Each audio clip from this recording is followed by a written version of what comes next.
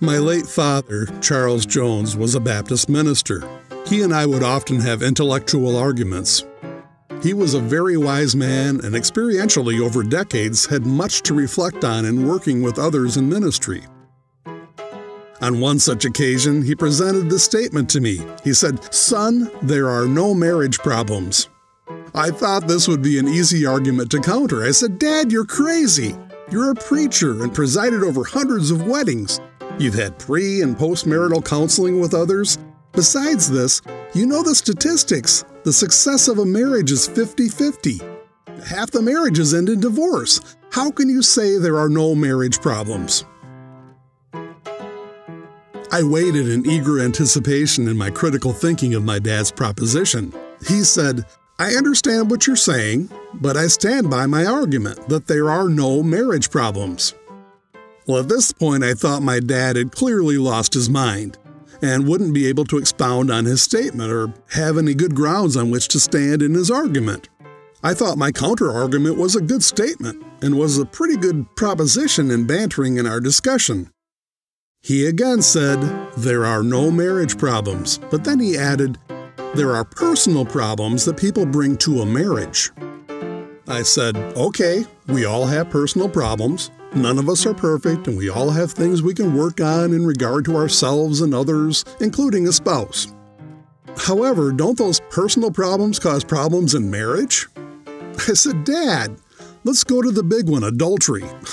Cheating on your spouse with someone else. That clearly creates a problem in a marriage.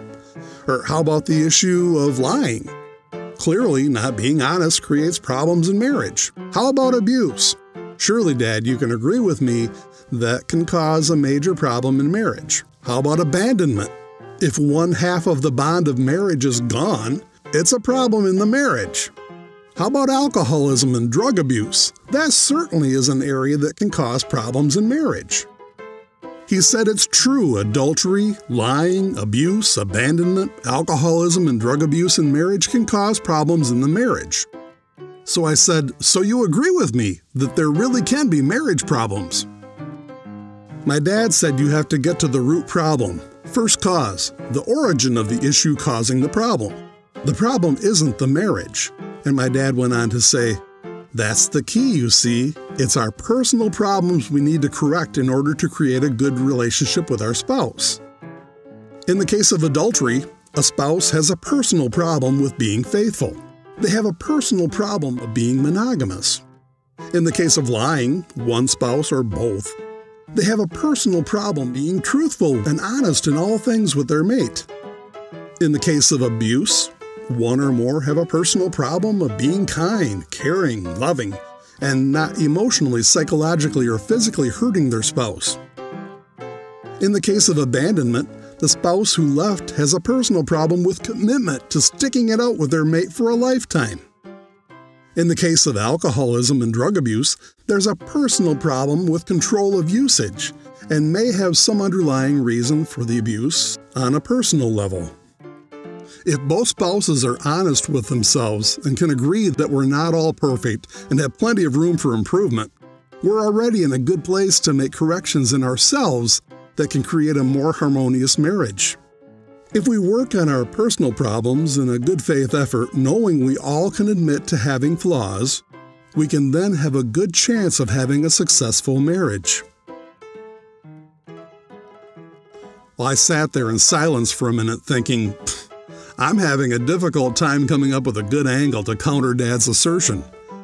His argument was difficult to challenge. I sometimes feel I won some of our intellectual arguments, or maybe he made me think I did. In this argument, I believe my much wiser father had a really good case. I believe he was correct. What appears to be problems in marriage isn't the marriage, but each individual's personal problems they bring to the marriage that causes the problems. Unfortunately, not all marriages can be saved. But it's my hope and prayer this story of my dad and myself will give many a different vantage point in attempting to have a better marriage. With an understanding that no one is perfect, we all have areas to work on in an attempt to having a loving, long-lasting, and happy ever after.